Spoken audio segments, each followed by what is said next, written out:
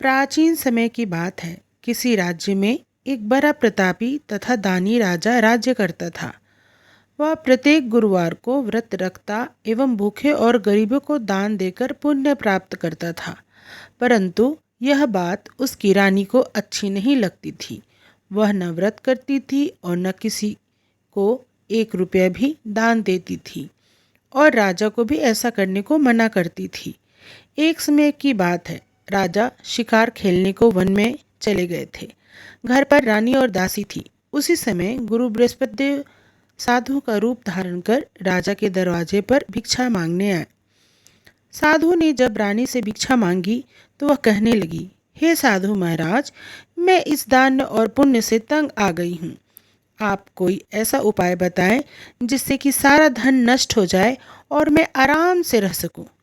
बृहस्पति देव ने कहा, हे देवी, तुम बड़ी विचित्र हो। संतान और धन से कोई दुखी होता है।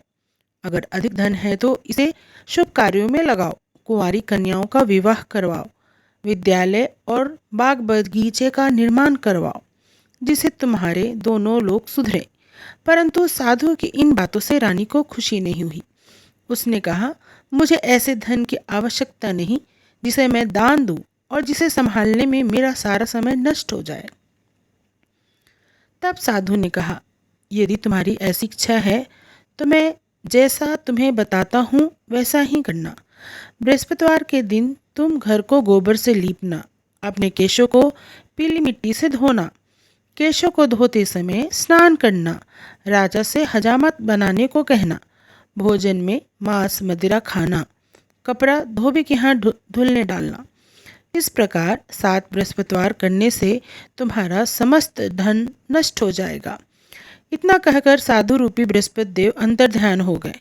साधु के कहे अनुसार करते हुए रानी को केवल 3 बृहस्पतिवार ही बीते थे कि उसकी समस्त धन संपत्ति नष्ट हो गई। भोजन के लिए राजा का परिवार तरसने लगा। तब एक दिन राजा रानी से बोला, हे रानी, तुम यहीं रहो, मैं दूसरे देश को जाता हूँ, क्योंकि यहाँ पे सभी लोग मुझे जानते हैं, इसलिए मैं कोई छोटा कार्य नहीं कर सकता। ऐसा कहकर राजा प्रदेश चला गया। वहाँ वह जंगल में लकड़ी काट कर लाता और शहर में बेचता। इस तरह वह अपना जीवन व्यतीत करने लगा। इधर राजा के परदेश जाते ही रानी और दासी दुखी रहने लगी। एक बार जब रानी और दासी को 7 दिन तक बिना भोजन के रहना पड़ा तो रानी ने अपनी दासी से कहा, हे दासी, पास ही के नगर में मेरी बहन रहती है। वह बड़ी धनवान है। तू उसके पास जा और कुछ ले आ ताकि थोड़ा बहुत गुजर बसर हो जाए। दासी रानी के बहन के पास गई। उस दिन बृहस्पतिवार था और रानी की बहन उस समय बृहस्पतिवार व्रत की कथा सुन रही थी। दासी ने रानी की बहन को अपनी रानी का संदेश दिया, लेकिन रानी की बड़ी बहन ने कोई उत्तर नहीं दिया। जब दासी को रानी की बहन से कोई उत्तर नहीं मिला तो वह बहुत दुखी हुई और उसे क्रोध भी आया। दासी ने वापस आकर रानी को सारी बातें बता दी। सुनकर रानी ने अपने भाग्य को कोसा। उधर रानी की बहन ने सोचा कि मेरी बहन की दासी आई थी, परंतु मैं उससे नहीं बोली, इससे वह बहुत दुखी हुई होगी। कथा सुनकर और पूजन समाप्त कर वह अपनी बहन के घर आई और कहने लगी, हे बहन, मैं बृहस्पतिवार का व्रत कर रही थी। तुम्हारी दासी मेरे घर आई थी, परंतु जब तक कथा होती है तब तक ना उठते हैं और ना ही बोलते हैं, इसीलिए मैं नहीं बोली। कहो दासी, क्यों गई थी? रानी बोली, बहन, तुमसे क्या छिपाऊं, हमारे घर में खाने को अनाज नहीं था। ऐसा कहते कहते रानी की आंखें भर आई। उसने दासी समेत पिछले 7 दिनों से भूखे रहने तक की बात अपनी बहन को विस्तार पूर्वक सुना दी। रानी की बहन बोली, देखो बहन, भगवान बृहस्पति देव सभी मनोकामना पूर्ण करते हैं। देखो, शायद तुम्हारे घर में अनाज रखा हो। पहले तो रानी को विश्वास नहीं हुआ, पर बहन के आग्रह करने पर उसने अपनी दासी को अंदर भेजा तो उसे सचमुच अनाज से भरे घड़ा मिला। यह देखकर दासी को बड़ी हैरानी हुई। दासी रानी से कहने लगी, हे रानी, जब हमको भोजन नहीं मिलता हम व्रत ही तो करते हैं, लेकिन क्यों ना इनसे व्रत और कथा की विधि पूछ ली जाए ताकि हम भी व्रत का कर सके। तब रानी ने अपनी बहन से बृहस्पतिवार व्रत के बारे में पूछा।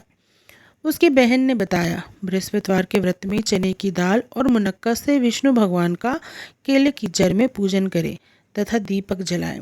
व्रत कथा सुने और पीला भोजन ही करें, इससे बृहस्पति प्रसन्न होंगे।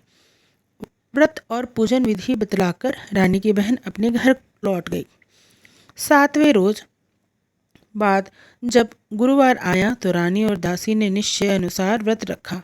घुड़साल में जाकर चना और गुड़ बीन लाई और उसकी दाल से केले की जड़ तथा विष्णु भगवान का पूजन किया। अब पीला भोजन कहाँ से आए, इस बात को लेकर दोनों बहुत दुखी थे। चूँकि उन्होंने व्रत रखा था, इसलिए गुरुदेव उन पर प्रसन्न थे।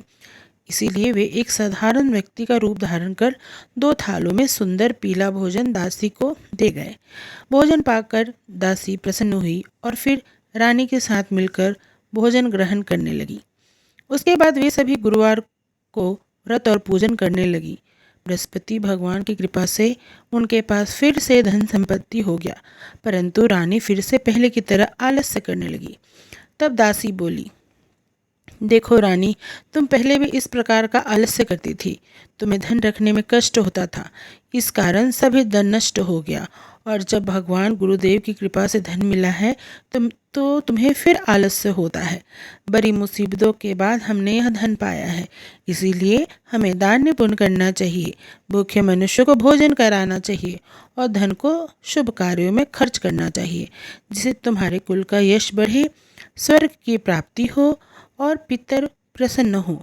दासी की बात मानकर रानी अपना धन शुभ कार्यों में खर्च करने लगी, जिससे पूरे नगर में उसका यश फैलने लगा।